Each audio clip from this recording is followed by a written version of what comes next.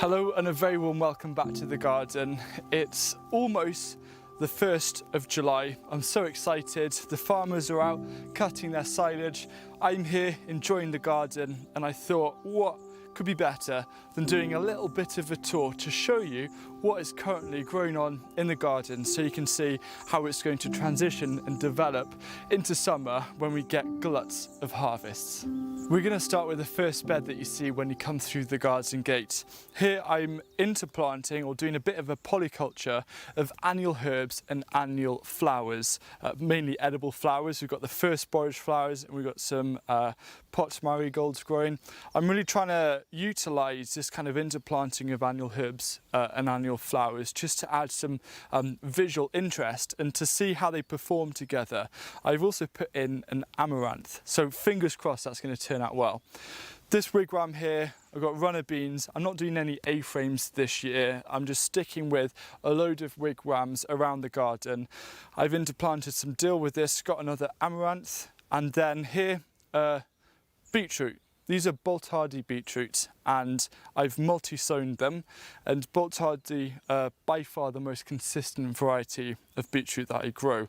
In fact, about a month ago this bed was completely empty, so it's really starting to fill up. And then we've got 5 rows of swede that I've been through. These were direct sown, using the direct sowing kind of process, which you can see a video up here. I've been through, thinned them, they're looking great. Then we've got some nigella just to add a little bit of colour as well.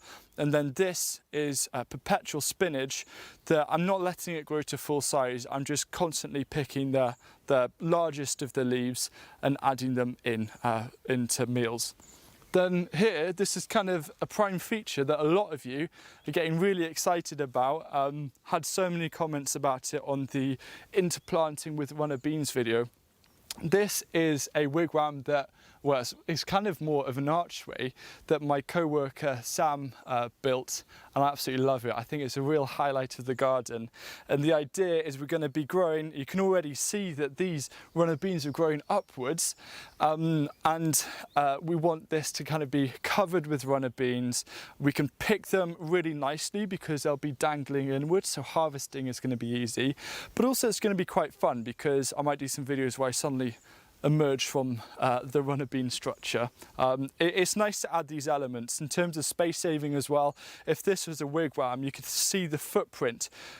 This whole pathway would be taking up vital kind of productive bed space, but instead, by only focusing on the very edge of the bed, it means that we free up space to grow other things. So on my right I've got a load of dwarf beans here and potatoes, and on my left I'm starting, these are all the leek seedlings.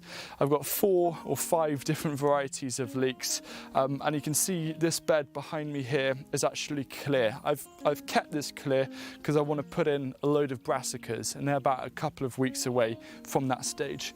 Then I've got some more runner beans. This is kind of the sun trap of the garden. You can see we've got some hops, some roses, and then these are some spare dwarf beans that I've planted. Broad beans. These are some spare broad beans that I planted, and they're already doing really well and podding at the base. Now, with bigger plants like this, I don't actually bother weeding them underneath because they're developed to mature. The weeds aren't really going to cause much of an issue, and that's a nice thing not to worry about, to save some time. Then here we've got some Monge 2 that are growing. They're beautiful, kind of red, pink, purple, blue flowers. Not quite as good as sweet peas, but I think you can see where sweet peas come from. These are really starting to grow up this wigwam. This is one of my favourite parts of this year. I saw right in the corner of this bed there was some foxgloves. There's a plant or 2, and it was on its 2nd year. So foxgloves are biennials. They're wild flowers. They're absolutely rampant in this part of Wales. And they just look beautiful. And I thought, I'm just going to leave them in their place and see what happens. And every time I come here, there are always bumblebees going in and out. And this kind of splash of colour, I think, makes it really special. This bed, again, is designated to brassicas.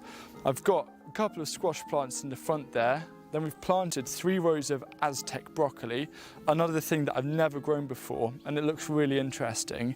And then I'm probably gonna fill this up then with purple sprouting broccoli, but do something different at the end. So you can see that this is another Monge 2 that's growing. I'm just gonna move around this side. I want to try and adapt a similar thing to what I did in that other bed where I did an interplanting of annual flowers and annual herbs, but I'm just going to do a later one so I can compare how well that works in comparison to an earlier planting.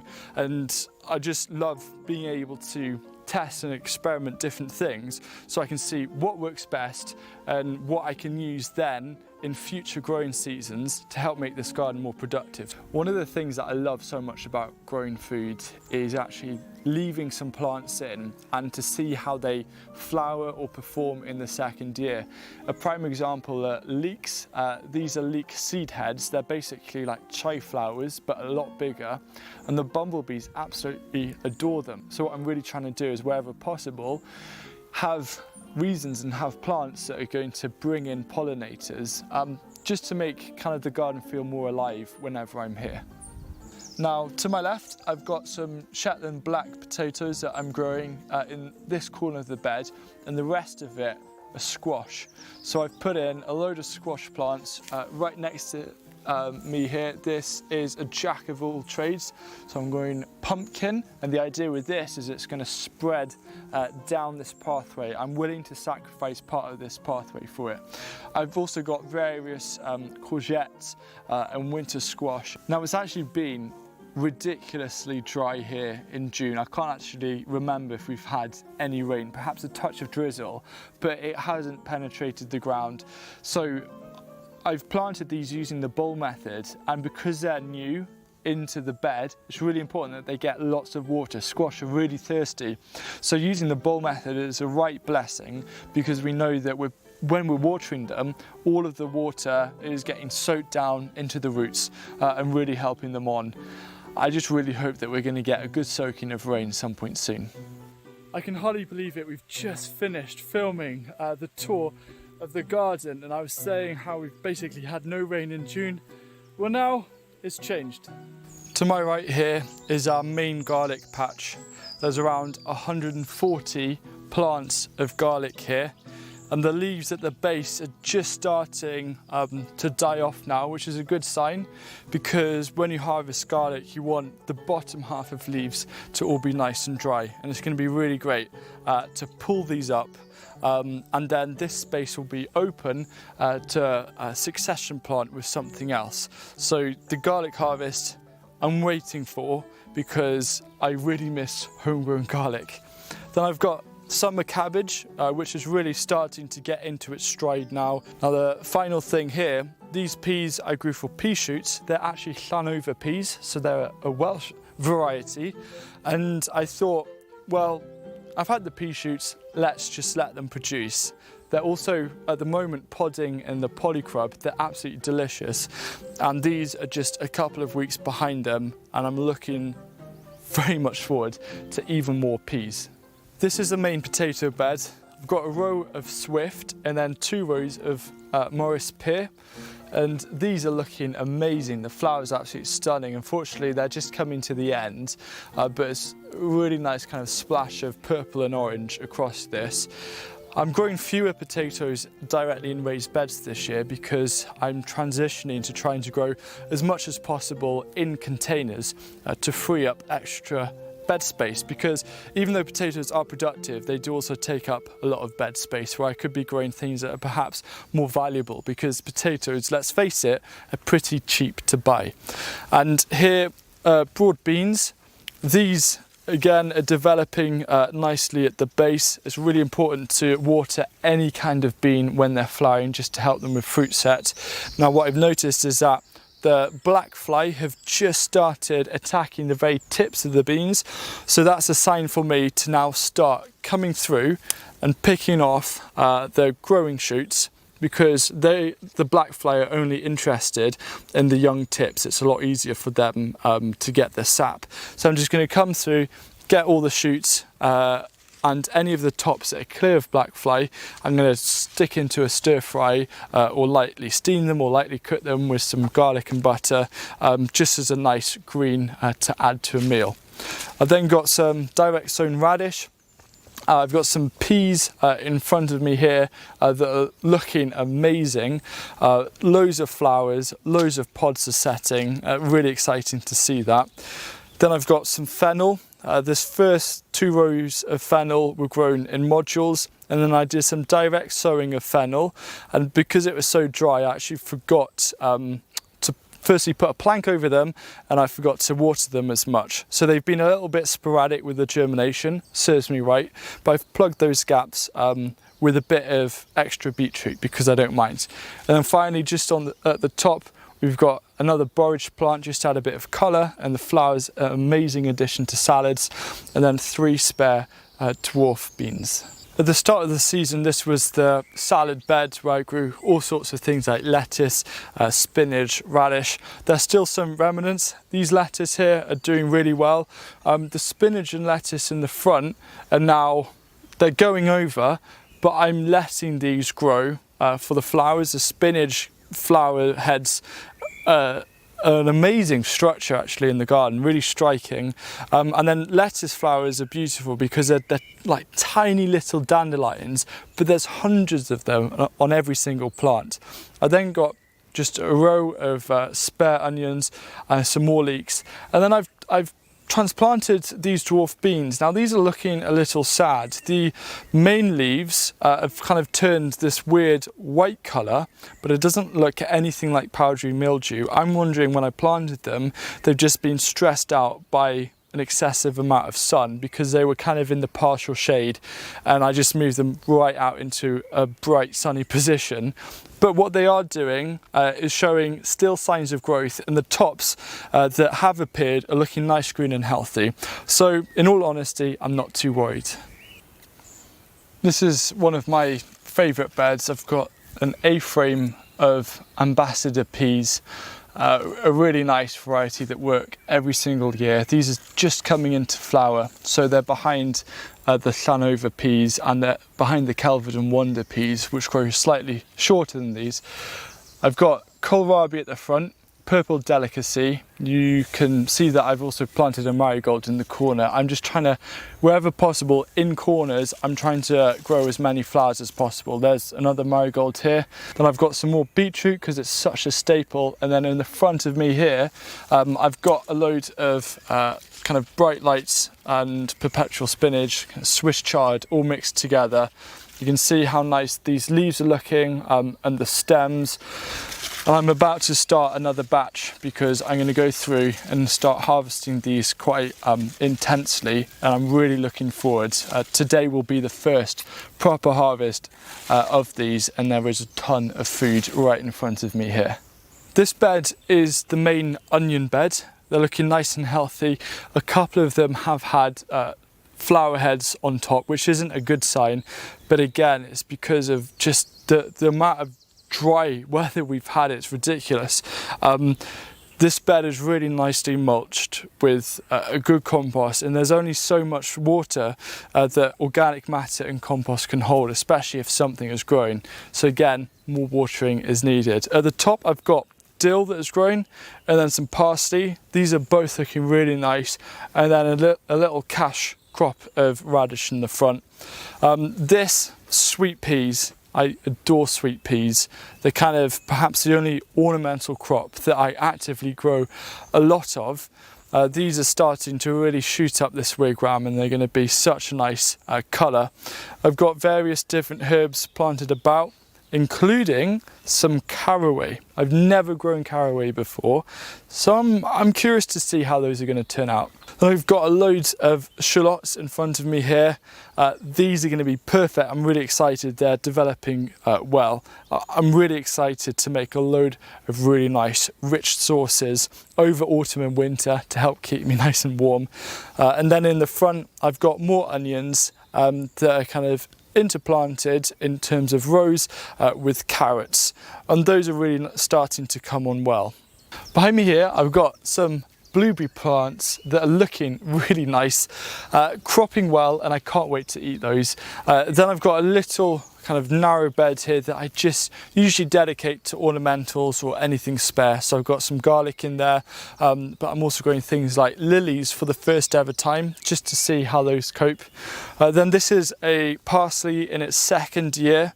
I'm going to let it flower and save the parsley seeds that I can just use in cooking over winter. Got a globe artichoke that's starting to develop, and then this is a main brassica seed bed. All the seedlings are now coming up well. I've already started using some of the Aztec broccoli.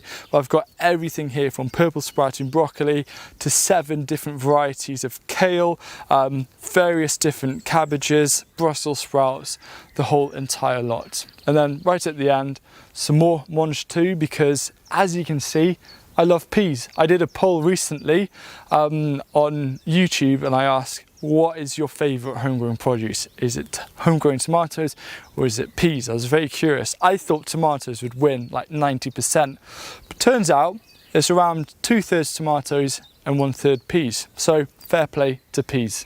I am really happy right now because if there's one highlight at the moment, it's looking at this bed, and amongst all these leaves, I am seeing a lot of red strawberries. Because look at this. Just picking tons of strawberries almost everywhere I look in here, and I cannot wait to eat these. Now I am netting these because even though I do agree with sharing some surplus crop with your local wildlife population, I'm sorry, but to the blackbirds, they are not getting any of my precious strawberries. This is the 4x4 foot raised bed. This crop here is amaranth. I've seen other people grow it and it looks amazing with the kind of fiery red seed heads, and I want it. But the great thing about amaranth as well is that these smaller leaves are also edible. They look absolutely stunning, a nice addition to a salad if you want to add some colour. And then on the corner here, I'm growing something else that I haven't grown before, which is spaghetti squash. I've seen Liz Zorab grow these outside in Wales successfully. She says something like, I don't know, 15 to 20 fruits per plant. And so I'm growing a lot of those because they also store pretty well, and spaghetti squash make a really nice salad. Yet another thing that I'm growing that's different this year is not broad beans, but these are field beans. So my local health food shop have their own garden, and last year I saw them grow field beans super successfully. And I've seen a lot of people say that even though they're smaller pods, they're actually a lot more productive than broad beans. So I was like, I have to get in on this, I have to give it a go. So these are looking really nice and healthy. I can't actually see any sign of black fly on this, so it'll be interesting to see the comparison of field beans with dwarf beans. But I've got my hopes up, so I hope I don't get disappointed. Then in the front, just some extra garlic, some golden beetroot have been transplanted, multi-sown. And then here, I've got some celery. I actually brought these as tiny little celery plants, and they're all starting to develop well. I'm actually actively making sure that these are watered well, because if you want a good celery crop, they need a lot of water. You don't want them to dry out.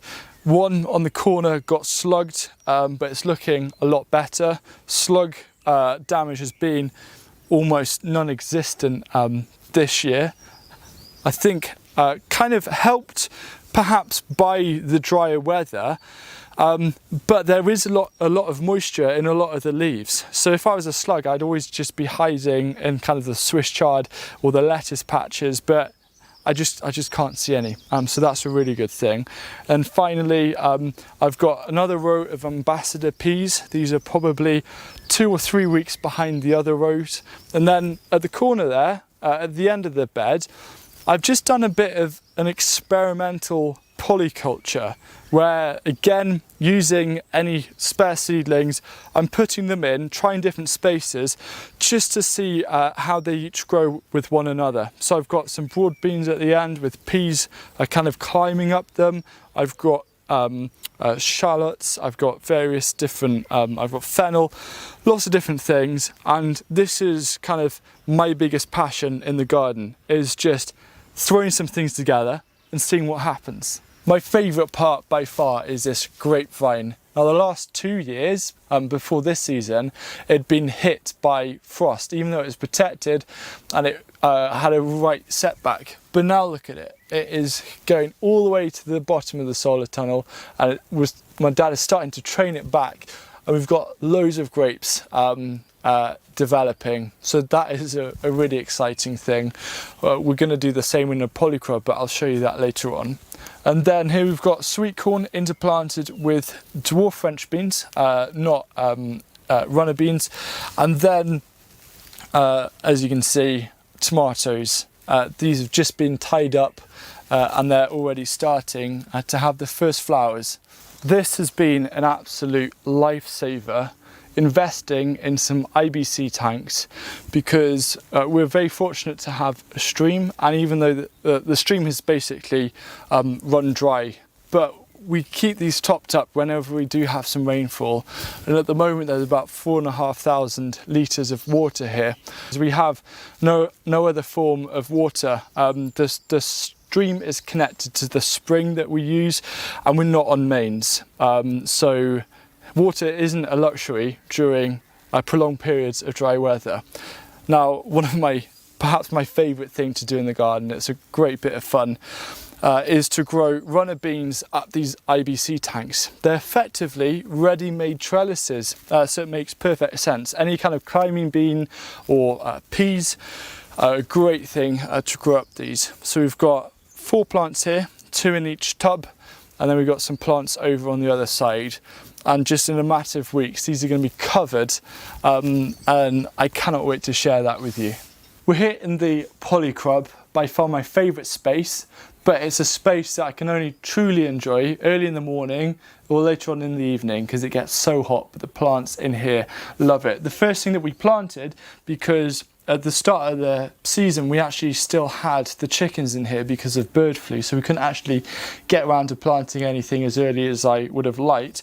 But we did put in these carrots. The prime reason was for making fermented carrot juice as a high calcium liquid feed when watering the tomatoes.